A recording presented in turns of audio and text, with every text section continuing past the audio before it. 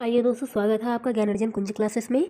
आज हम नया चैप्टर शुरू करेंगे। ईस्ट इंडिया कंपनी का भारतीय रियासतों से समानता प्राप्त करने के लिए उनके द्वारा किया गया संघर्ष, जिसके अंतर्गत हम देखेंगे कि किस तरह से ब्रिटिश कंपनी ने भारत के राजाओं के साथ संघर्ष किया और भारत को 200 भारत पर लगभग 200 वर्षों तक शासन करने में सफल रहा। तो अगर हम इसके लिए देखें तो सबसे पहले तो हम ये देखते हैं कि किस तरह से मैं आपको आज आज की क्लास का ओवरव्यू दे रही हूँ। तो उसमें हम देखते हैं कि किस तरह से ब्रिटिशों ने जो है वे ध्वज शासन की प्रणाली को शुरू किया और उसके अलावा इलाहाबाद की प्रथम संधि, द्वितीय संधि की। इसके अलावा हम देखें तो जो था कर्नाटक के तीनों युद्ध किए। उसके अलावा और भी बहुत कुछ इन्होंने किया, वो हम विस्तार से देखते हैं। अब इसके लिए हम सबसे पहले देखते हैं आंग्ल कर्नाटक युद्ध 1746 से 1748 के बीच। दरअसल दोस्तों, इसमें कर्नाटक तो केवल एक नाम मात्र का वो है, ये ना सबसे कहें तो ब्रिटिशों और फ्रांसीसियों के बीच लड़ा जाने वाला युद्ध था। इस युद्ध में हम देखते हैं कि किस तरह से दोनों कंपनियां जो है एक दूसरे के व्यापारिक गतिविधियों को ठेस पहुंचाना चाहती थी। इस युद्ध का जो कारण था ना, वो ऑस्ट्रिया के उत्तराधिकार के युद्ध से प्रभावित था। और इस युद्ध का तत्कालिक कारण जो था, इस समय इस समय भारत के जो फ्रांसीसी गवर्नर थे वे डुप्ले थे। इस युद्ध का तत्कालिक कारण था ब्रिटिश एडमिरल के द्वारा फ्रांसीसी जलपोतों को पकड़ लेना। अच्छा, एक जरूरी बात, अगर आपको वीडियो में कोई भी लाइन नहीं दिख रही है तो उसके लिए आप बिल्कुल भी टेंशन मत लीजिएगा। मैंने चैनल के डिस्क्रिप्शन बॉक्स में व्हाट्सएप चैनल का लिंक शेयर कर दिया है, वहाँ से आप पीडीएफ ले लीजिएगा। उसके बाद हम देखते हैं कि फ्रांसीसियों ने अपने इस पलटवार में जब एडमिरल के द्वारा फ्रांसीसी जलपोतों को पकड़ लिया था, तब फ्रांसीसियों ने उसके विरोध में मद्रास पर कब्जा कर लिया। और जब इन्होंने मद्रास पर कब्जा कर लिया, तब अंग्रेज जो है वो सीधे दौड़ के गए कर्नाटक के नवाब अलाउद्दीन के पास, और उनके पास जाकर उन्होंने मदद की अपील की। तो इस समय जब वो मदद की अपील करने लिए उनके पास गए, तब जो कर्नाटक के नवाब अलाउद्दीन थे, इन्होंने फ्रांसीसियों को अंग्रेजों के पक्ष में कहा कि वे अंग्रेजों को मद्रास जो है वो वापस लौटा दें, लेकिन फ्रांसीसी जो है वो नहीं माने। तब इस स्थिति में कर्नाटक के नवाब अलाउद्दीन की सेना और जो ब्रिटिश फ्रांसीसी सेना थी, जो कि कैप्टन पैराडाइज जिनका नेतृत्व कर रहे थे, उनके बीच सन 1746 में सेंट टोमे का युद्ध लड़ा गया। इसमें जो अलाउद्दीन की सेना थी, उसके साथ में ब्रिटिश सेना भी शामिल थी, जबकि जो फ्रांसीसी सेना थी वो अकेले लड़ रहे थे। इस सेना में हम देखते हैं कि पहली बार फ्रांसीसी सेना की जीत हुई, और इस जो युद्ध था उसका अंत अक्सर स्थापित की संधि में हुआ था। इस संधि के अनुसार ब्रिटिशों को मद्रास जो है वो फ्रांसीसियों के द्वारा लौटाया जाना था, और ब्रिटिश जो है वो लुईबर्ग नाम की एक जगह, जो कि उत्तरी अमेरिका में पड़ता है, वो फ्रांस को देंगे, ऐसा तय हुआ था। इस संधि के दौरान हम देखें तो पहला जो आंग्ल ब्रिटिश और कर्नाटक युद्ध था, वो हमेशा के लिए समाप्त हो गया। इसके बाद हम देखते हैं द्वितीय आंग्ल कर्नाटक युद्ध 1749 से 1754 के बीच। दोस्तों, यह युद्ध हैदराबाद इस युद्ध का कारण हैदराबाद और कर्नाटक के उत्तराधिकार के संघर्ष में दोनों कंपनियों का आपस में उलझ जाना था। इसमें दोनों कंपनियों का कोई स्वार्थ नहीं था, लेकिन ये फिर भी उलझ गए उसमें। हैदराबाद में नासिर जंग और मुजफ्फर जंग के बीच उत्तराधिकार के लिए संघर्ष चल रहा था। वहीं दूसरी ओर कर्नाटक में अनवरुद्दीन और चंदा साहब के बीच जो उत्तराधिकार के लिए संघर्ष जो है वो जारी था, जिसमें फ्रांसीसी गवर्नर डुप्ले ने हैदराबाद से मुजफ्फर जंग का पक्ष लिया, वहीं कर्नाटक की ओर से उन्होंने चंदा साहब का पक्ष लिया। इसलिए फ्रांसीसी गवर्नर ने नासिर जंग की, जो कि हैदराबाद के उत्तराधिकार के इसमें शामिल थे, उम्मीदवार में उनकी हत्या कर दी और मुजफ्फर जंग को हैदराबाद की गद्दी पर बैठा दिया। उसके बाद फ्रांसीसी गवर्नर डुप्ले ने मुजफ्फर जंग, जो कि हैदराबाद के नवाब बन चुके थे, और चंदा साहब के साथ मिलकर तंजावुर के निकट में अंबुर के युद्ध में 3 अगस्त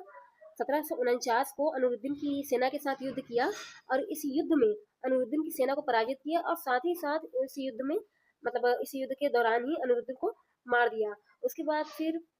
हम देखें, अलाउद्दीन के मारे जाने की और युद्ध में पराजित होने की खबर जैसे ही उसके बेटे मोहम्मद अली को मिली, तब उसके बेटे मोहम्मद अली ने कर्नाटक की राजधानी अकाट को छोड़कर त्रिचिरापल्ली में शरण लेने के लिए वहां वो चला गया, जिसके पीछे फ्रांसीसी गवर्नर डुप्ले, चंदा साहब और क्या कहना चाहिए कि मुजफ्फर जंग भी उस मोहम्मद अली के पीछे चले गए, क्योंकि इस समय अब सभी बड़े नेता जो हैं वो मोहम्मद अली के पीछे चले गए, मतलब रॉबर्ट क्लाइव सॉरी डुप्ले भी मोहम्मद अली के पीछे चले गए, नासिर जंग भी मोहम्मद अली के पीछे चले गए, चंदा साहब भी मोहम्मद अली के पीछे चले गए। तब जो कर्नाटक की राजधानी अकाट है वो पूरी तरह से खाली हो गया। तब रॉबर्ट क्लाइव ने, जो कि उस समय एक छोटा सा क्लर्क था, उसने अपने 300 सेना के साथ मतलब अकाट को खाली देखकर 1751 में उसमें एक प्रसिद्ध घेरा डाला, जिसे ही अकाट का घेरा कहते हैं। इसी अकाट के घेरे ने, मतलब जो फ्रांसीसी गवर्नर डुप्ले थे, उनकी उनके भाग्य का भारत ने हमेशा के लिए सर्वनाश कर दिया। इस समय फ्रांसीसी गवर्नर डुप्ले अपने जो करियर के ना पीक पॉइंट पे थे, मतलब उस समय इनकी जो शक्ति थी वो अपने चरमोत्कर्ष पर थी। जैसे ही चंदा साहब को कर्नाटक की राजधानी अकाट पर रॉबर्ट क्लाइव के घेरे के बारे में पता चला, तो वे तुरंत राजधानी की ओर वापस लौटे, और फिर उन्होंने जो है वो रॉबर्ट क्लाइव की अंग्रेजी सेना के साथ युद्ध भी किया। लेकिन इस युद्ध में ना अंग्रेजों ने, मतलब रॉबर्ट क्लाइव ने चंदा साहब को मार दिया, मतलब इसमें चंदा साहब असफल रहे उस संघर्ष में, और रॉबर्ट क्लाइव की सेना ने उन्हें मार दिया। और इसके बाद फिर दोबारा से अंग्रेजों ने जो है अलाउद्दीन के बेटे मोहम्मद अली को कर्नाटक की राजधानी में, मतलब कर्नाटक की गद्दी पर बैठाया, और फिर उसे कर्नाटक का नवाब बनाया। इस घटना के बारे में जब फ्रांस की सरकार को पता चला, तब वहाँ की सरकार ने जो गवर्नर डुप्ले थे उनको भारत से फ्रांस वापस बुला लिया, और उनकी जगह क्या कहना चाहिए, गोडेहू को गवर्नर बनाकर भारत वापस भेज दिया। गोडेहू के भारत आने के बाद 1754 में पौंडीचेरी की संधि के तहत दूसरा आंग्ल फ्रांसीसी युद्ध जो है उसका भी समापन किया गया। इस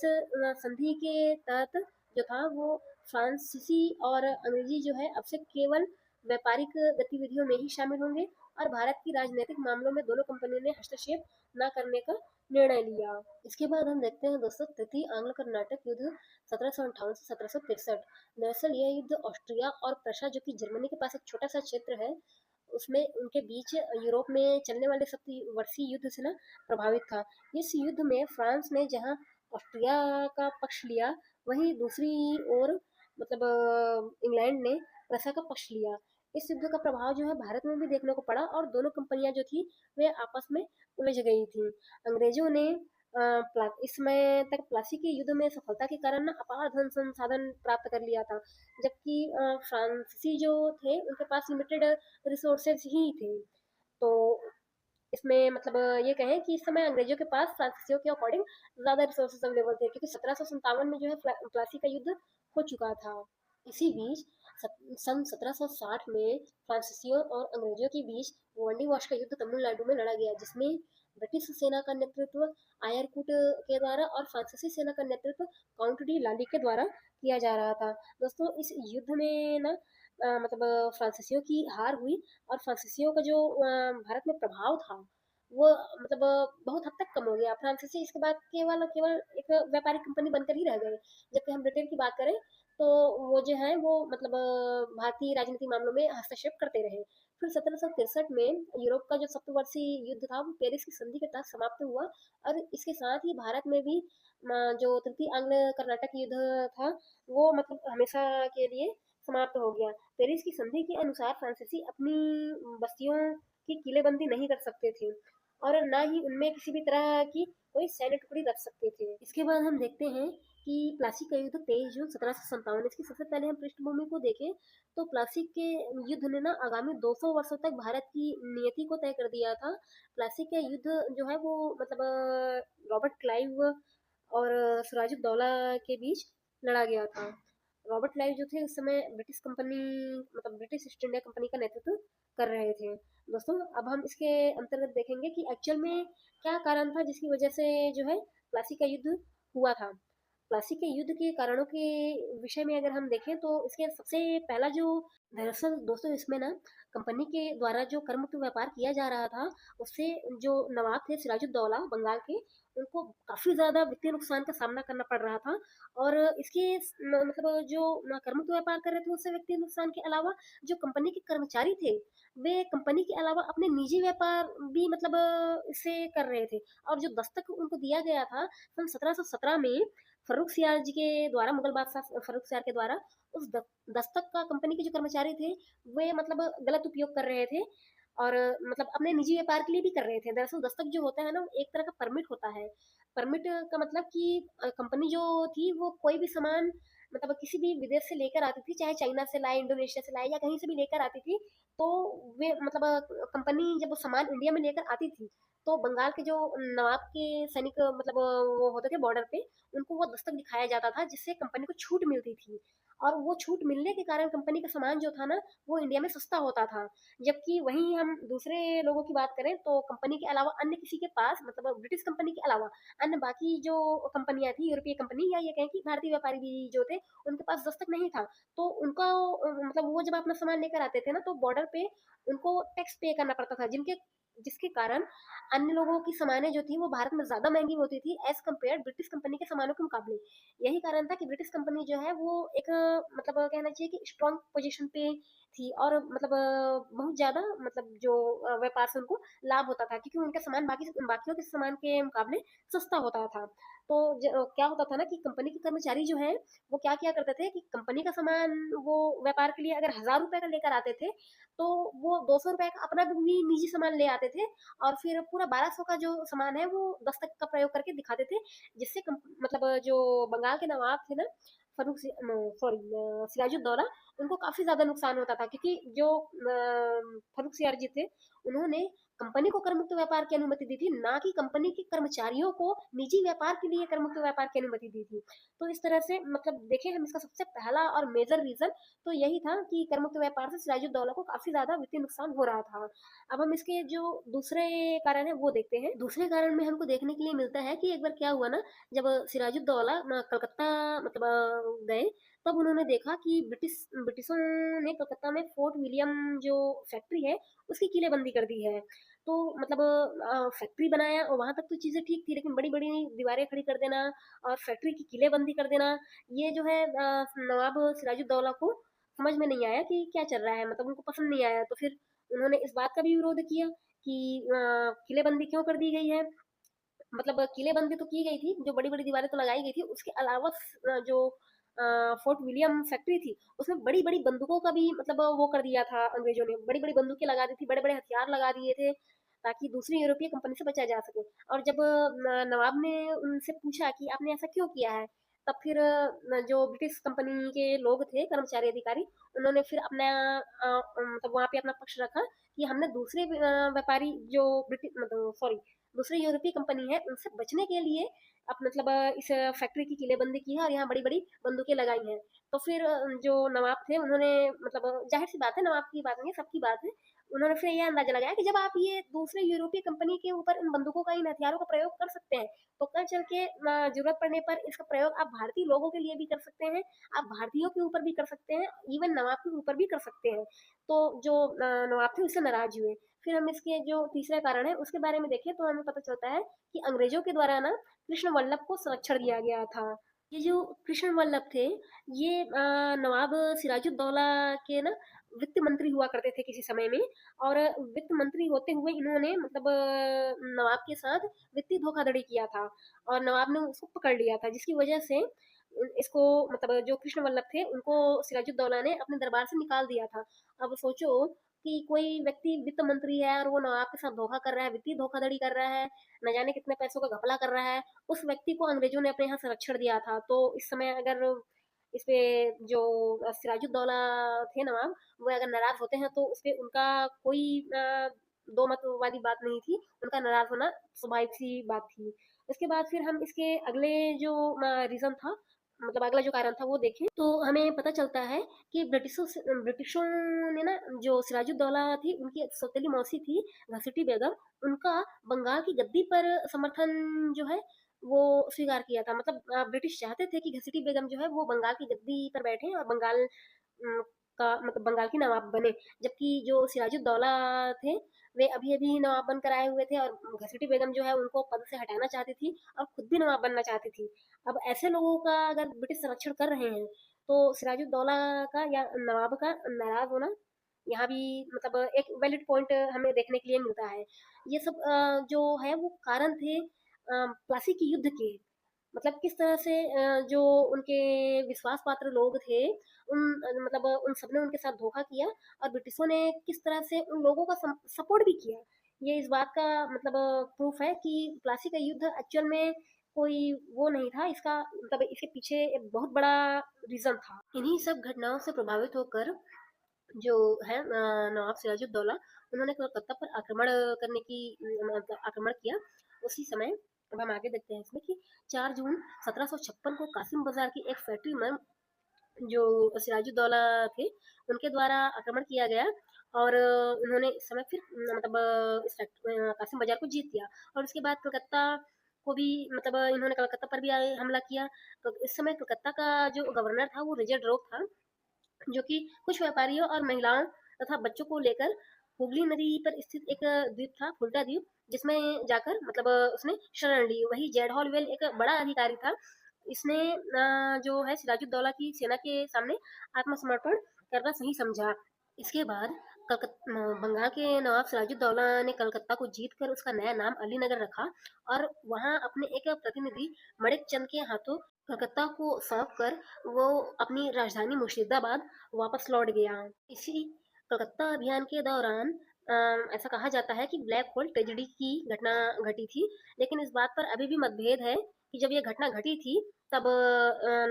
जो नवाब थे सिराजुद्दौला वो कलकत्ता में थे या नहीं थे, मतलब वापस चले गए थे, इस बात पर अभी भी मतभेद है। ऐसा कहा जाता है कि 20 जून 1756 को सिराजुद्दौला ने एक कालकोठरी में, जिसकी जो लंबाई है वो 18 फीट थी जबकि उसकी चौड़ाई 14 फीट थी और 10 इंच थी, इसमें कुल 146 लोगों को भयानक गर्मी में कैद कर दिया था। आप सोचो जून का महीना है तो गर्मी तो रहेगी ही। और इसमें फिर अगले ही दिन उस मतलब कालकोठरी में से जब उसको खोला गया तो अगले ही दिन उसमें से देखा गया कि दम घुटने की वजह से 123 लोगों की जो है जान चली गई है, 123 लोगों की मृत्यु हो चुकी है और उसमें से केवल 23 लोग ही जिंदा बचे थे, जिनमें से जेड हॉलवेल भी जिंदा बचे थे, जो कि उस समय एक बड़े अधिकारी थे। और फिर इस घटना के मतलब बारे में जब जेड हॉलवेल इंग्लैंड गए तब उन्होंने अपनी एक किताब में लिखा और इसको पब्लिक किया। लेकिन मैं आपको फिर से बता दूं, इस बात पर अभी भी मतभेद है कि इस समय जो सिराजुद्दौला थे वे कलकत्ता में थे या फिर मुर्शिदाबाद वापस लौट गए थे। जब कलकत्ता के ऊपर हमला होने की खबर जो है वो रॉबर्ट क्लाइव और ब्रिटिश एडमिरल वॉटसन के पास पहुंची, तब वे दोनों जो है मतलब रॉबर्ट क्लाइव के नेतृत्व में एक थल सेना और ब्रिटिश एडमिरल वॉटसन के नेतृत्व में एक जल सेना मतलब अपने सहयोगियों को बचाने के लिए, जिन्होंने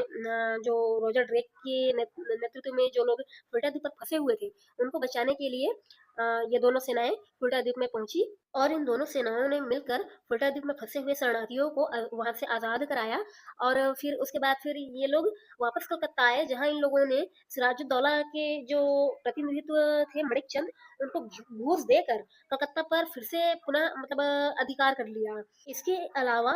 अंग्रेजों ने ना जो नवाब थे सिराजुद्दौला, उनके दरबार के कई सारे विरोधियों को घूस देकर अपना समर्थक भी बना लिया, जिसमें हम कुछ बड़े नाम देखते हैं। सबसे पहला नाम हम देखते हैं सिराजुद्दौला की मौसी जो है घसटी बेगम। ये मतलब इनकी जो महत्वाकांक्षाएं थी वे बंगाल का नवाब बनने की थी, लेकिन मतलब जो सिराजुद्दौला थे वो स्वयं नवाब बने रहना चाहते थे, क्योंकि वो नए नए तो उस समय नवाब बने थे, लगभग 1755 के आसपास ही वो नवाब बने हुए थे। और घसटी बेगम जो थी उनको मतलब किसी भी तरह से गद्दी से हटाना चाहती थी। वहीं हम दूसरा जो उनका विश्वास पात्र देखें तो वे थे नवाब के सेनापति मीर जाफर। सोचिए जो सेना के सर्वोच्च पद पर थे मीर जाफर, इन्हों मतलब इन्होंने भी मतलब जो नवाब है उन्हें धोखा दिया। अंग्रेजों ने इनको भी घूस दे करके जो है वो अपने पक्ष में कर लिया था और पूरे युद्ध में इन्होंने मतलब एक भी बार अंग्रेजों के इसमें कुछ वो मतलब ये न्यूट्रल रहे पूरे युद्ध में। इन्होंने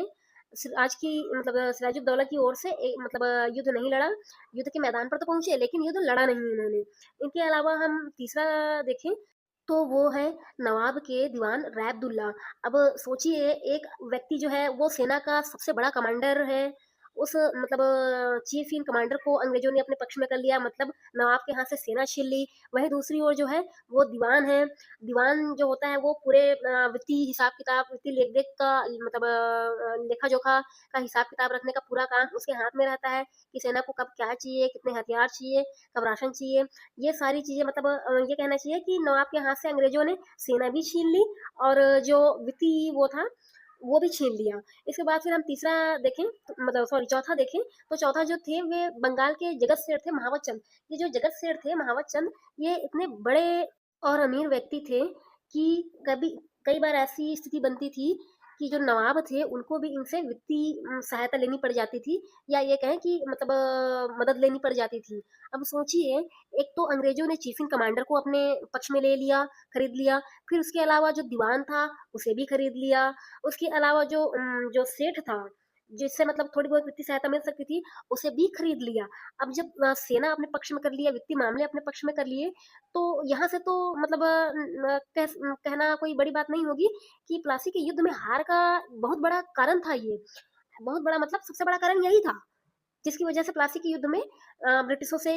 हम हारे या नवाब जो थे वे हारे। इसके ठीक कुछ समय बाद ना ऐसी अफवाह होने लगी कि जो अफगानिस्तान के शासक हैं मोहम्मद शाह अब्दाली वो भारत आने वाले हैं और भारत पर आक्रमण करने वाले हैं, ऐसा कहा जाने लगा। लेकिन मोहम्मद मोहम्मद शाह अब्दाली जो है वो 17 मतलब अभी जो समय जो चल रहा है ना ये 1757 का समय चल रहा है और इस समय ही इनके आने की अफवाहें जो है वो उड़ने लगी है। लेकिन मोहम्मद शाह अब्दाली जो है वे 1757 में भारत नहीं आएंगे, वे 1760-61 में भारत आएंगे और फिर वो जो है पानीपत का तृतीय युद्ध लड़ेंगे मराठों के साथ,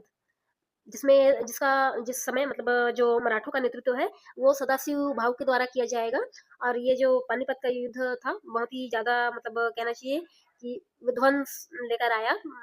मराठा साम्राज्य के लिए हम देखें तो। लेकिन अभी से अब्दाली की जो है वो आने की खबरें फैल गई हैं, इसलिए मोहम्मद जो मतलब सिराजुद्दौला थे बंगाल के नवाब, उन्होंने सोचा कि एक तरफ तो मोहम्मद शाह अब्दाली भारत आने वाले हैं तो उनसे भी युद्ध करना पड़ सकता है, और दूसरी तरफ जो ब्रिटिश है वे ऑलरेडी दस्तक का प्रयोग कर ही रहे हैं तो वित्तीय नुकसान हो रहा है। अब ऐसी परिस्थिति में हम जो है मतलब दोनों पक्ष से युद्ध नहीं कर सकते, इसलिए जो नवाब थे सिराजुद्दौला उन्होंने क्या किया कि अंग्रेजों के साथ मतलब एक संधि करना ही सही समझा। इस संधि को हम अलीनगर की संधि कहते हैं। ये संधि दरअसल कलकत्ता में ही हुई थी और जो सिराजुद्दौला थे उनके द्वारा ये मतलब इस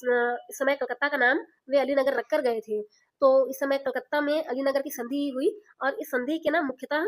हम देखें तो 2 से 3 प्रावधान थे, जिसमें पहला प्रावधान तो ये था कि अंग्रेजों ने जो सिराजुद्दौला था उन्हें दस्तक के मतलब प्रयोग के लिए कन्विंस कर लिया था। मतलब अंग्रेजों का कहना था कि हम दस्तक का प्रयोग जो है लगातार जारी रखेंगे और सिराजुद्दौला इस बात के लिए राजी भी हो गए। फिर हम इसके दूसरे प्रावधान को देखें तो इसमें कंपनी ने कहा कि हम अपनी इच्छा अनुसार कलकत्ता में जो भी हमारी आबादी है उस जगह की किलेबंदी कर सकते हैं। तो सिराजुद्दौला ने उनके इस बात को भी मान लिया और इस बात को भी उन्होंने मतलब एक्सेप्ट किया कि ठीक है, आपकी जितनी आबादी है उसकी आप जितनी किलेबंदी कर सकते हैं मतलब करना चाहते हैं उतनी कर लीजिए, क्योंकि उन्हें पता था कि इस समय जो है वो मोहम्मद शाह अब्दाली आने वाले हैं। और अंग्रेजों ने है वो अलीनगर की संधि के बाद दस्तक का प्रयोग और भी ज्यादा मतलब दुरुपयोग और भी ज्यादा जोर शोर से करना शुरू कर दिया है। मतलब ये कहें कि पूरी तरह से नवाब के तो नाक में ही दम कर दिया है, ऐसी स्थिति बन गई थी। तब क्या हुआ ना कि प्लासी जो कि भागीरथी नदी के तट पर पश्चिम बंगाल में एक पड़ता है छोटा सा एरिया, वहां पे बृहस्पतिवार 23 जून सन 1756 को जो मतलब नवाब सिराजुद्दौला की सेना और ब्रिटिशों की सेना जो मतलब क्या कहें कि रॉबर्ट क्लाइव की सेना के नेतृत्व में प्लासी में फिर मतलब दोनों सेनाओं के बीच आमना सामना हुआ, जिसमें हम देखें तो जो नवाब थे हमारे सिराजुद्दौला उनके सेनापति जो थे मीर जाफर वे तो पहले ही बिक गए थे, तो वे इस युद्ध में पूरी तरह से तटस्थ रहे। और नवाब सिराजुद्दौला की ओर से केवल मीर मैदान और मोहनलाल ने ही अंग्रेजों के लिए कुछ चुनौतियां उत्पन्न की, लेकिन अंततः इस युद्ध में हम देखें तो जो नवाब थे सिराजुद्दौला मतलब उनकी हार हुई। जब इस युद्ध में युद्ध चल रहा था तब मीर मदान की मृत्यु के बाद सिराजुद्दौला पूरी तरह से असहाय पड़ गए और उन्होंने कोशिश की कि वो मैदान को छोड़कर भाग जाए और वो भाग भी रहे थे, लेकिन उन्हें रास्ते में ही जो मीर जाफर थे उनके बेटे ने पकड़ लिया और उन्हें मार दिया। इस युद्ध में जीतने के बाद ब्रिटिश ईस्ट इंडिया कंपनी ने मीर जाफर को बंगाल का नया नवाब बनाया, जो कि अंग्रेजों के द्वारा बंगाल में बनाया जाने वाला पहला कठपुतली नवाब था। इस युद्ध के हो जाने के बाद जो नवीन चंद्र सेन थे, इन्होंने मतलब बंगाल के पक्ष में, नवाब के पक्ष में कहा कि प्लासी के युद्ध में अंग्रेजों की विजय के साथ ही बंगाल में शाश्वत दुख की काली रात प्रारंभ हो गई है। और इनके अलावा जो एम के पडिक्कर साहब हैं, उन्होंने भी कहा कि प्लासी का युद्ध एक सौदा था जिसमें बंगाल के कुछ धनी स्वार्थी लोगों ने नवाब को अंग्रेजों के हाथों बेच दिया। और इस बात में कोई दो मत वाली बात है भी नहीं, ये बिल्कुल सही बात है। अगर हो सकता है कि कोई भी एक पक्ष, चाहे वित्तीय पक्ष या सैनिक पक्ष, मतलब नवाब के पक्ष में होता तो ये युद्ध हम नहीं हारते। इस युद्ध के बाद जब मीर जाफर को बंगाल का नया नवाब बनाया गया, तब इन्होंने रॉबर्ट क्लाइव को मतलब सहायता के लिए, या ये कहें कि रॉबर्ट क्लाइव ने इन्हें नवाब बना दिया, इस खुशी में इन्होंने रॉबर्ट क्लाइव को व्यक्तिगत तौर पर 2,34,000 पाउंड की राशि जो है वो इनाम के रूप में दी। इसके साथ ही 50 लाख रुपए इन्होंने अंग्रेजी सेना के कर्मचारियों और अधिकारियों को भी दिया।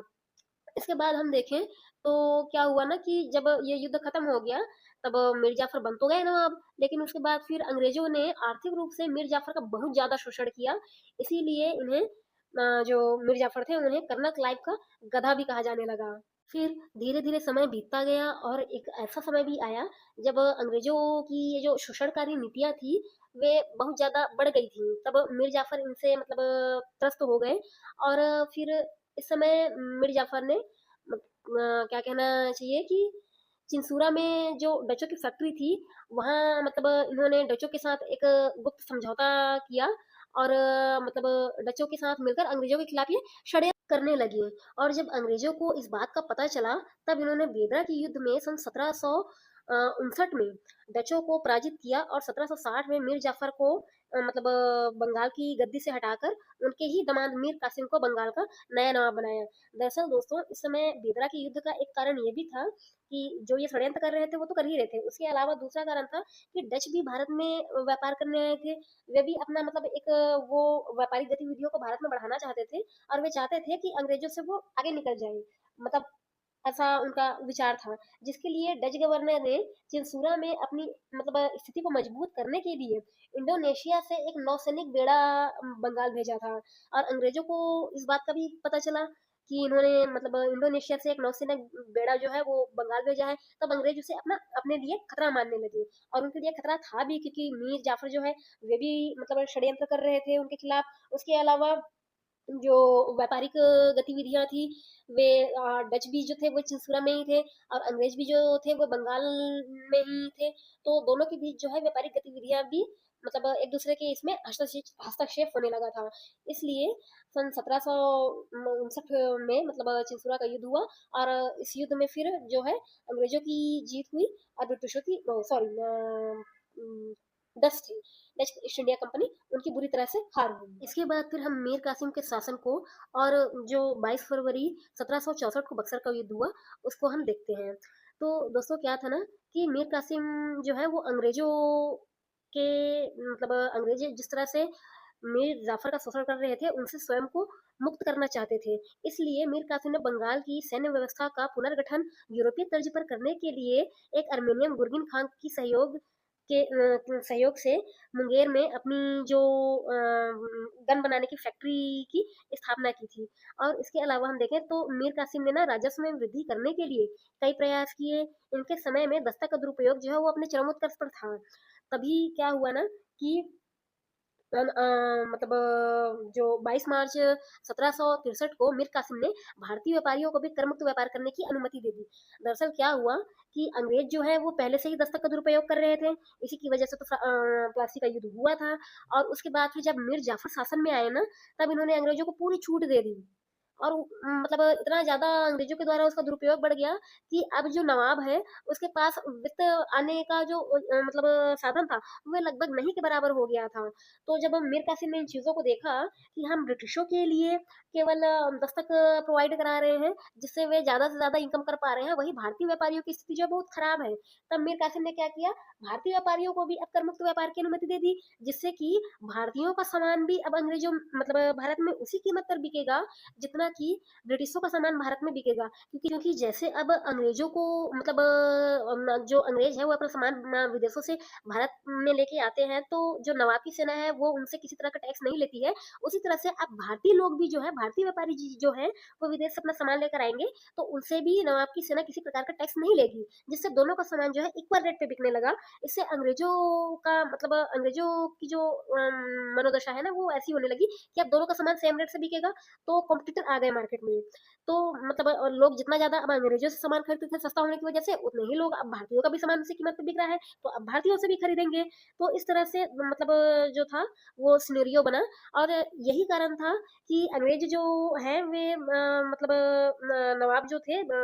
मीर कासिम, उनसे बहुत ज़्यादा नाराज़ हो गए, और नाराज़ होकर अंग्रेजों ने जो है वो मीर कासिम को बंगाल के नवाब के पद से हटाकर एक बार फिर से मीर जाफर को बंगाल का नया नवाब घोषित कर दिया। इसके बाद मीर जाफर जो है, जैसे ही इन्हें बंगाल के नवाब के पद से हटाया गया, इन्होंने क्या किया कि तुरंत अवध गए, और वहां इन्होंने अवध के नवाब सुजाउद्दौला और जो दिल्ली में उसमें मुगल सम्राट शाह आलम द्वितीय का शासन मतलब शासन कर रहे थे,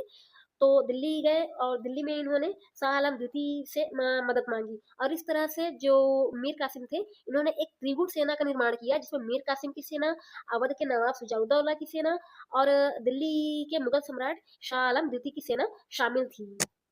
इस त्रिगुट सेना ने बिहार में स्थित बक्सर के मैदान में 22 फरवरी सन 1764 को ब्रिटिश सेना को मतलब चुनौती दी, और इस समय ब्रिटिश सेना का नेतृत्व जो है वो हेक्टर मुर्रो कर रहे थे, और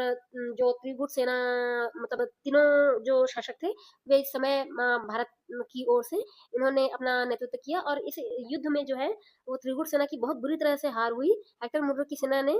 भारतीय राजाओं को बहुत बुरी तरह से हराया था। इस समय जो बंगाल के नवाब थे ना, वे मीर जाफर ही इस समय बंगाल के नवाब थे, क्योंकि बक्सर में त्रिगुट सेना की इस हार ने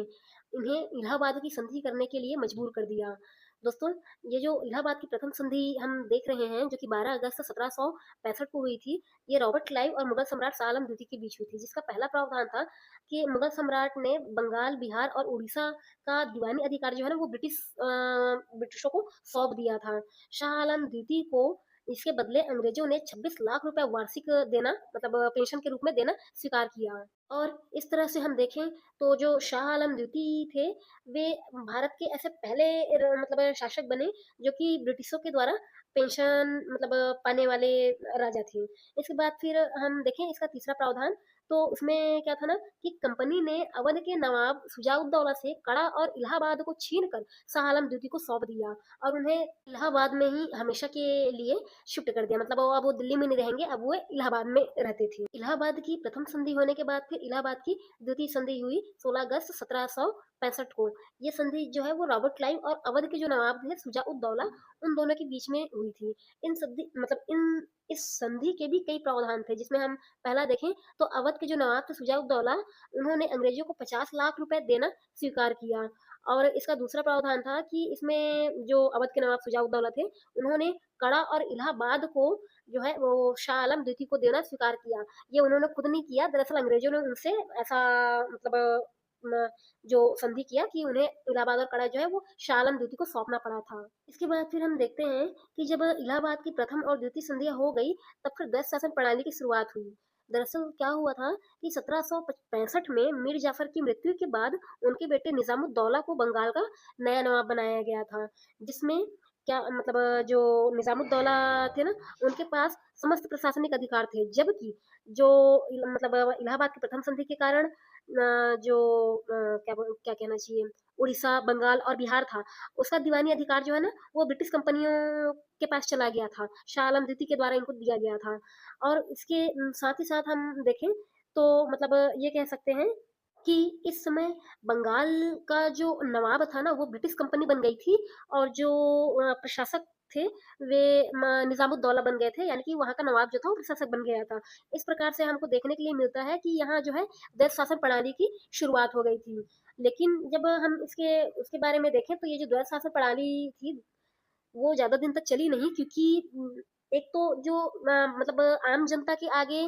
देखने के लिए जो बंगाल का नवाब था वही प्रशासक था, लेकिन जो बंगाल का नवाब था उसके पास किसी भी तरह की संपत्ति उसके हाथों में नहीं थी, मतलब पैसा उनके पास आता नहीं था, जिसके कारण वो जनता के हित में कोई काम कर ही नहीं पा रहे थे। इसलिए हम देखते हैं ना कि मतलब इस द्वैत शासन प्रणाली को सन 1772 में वॉरेन हेस्टिंग्स साहब ने हमेशा के लिए समाप्त कर दिया था।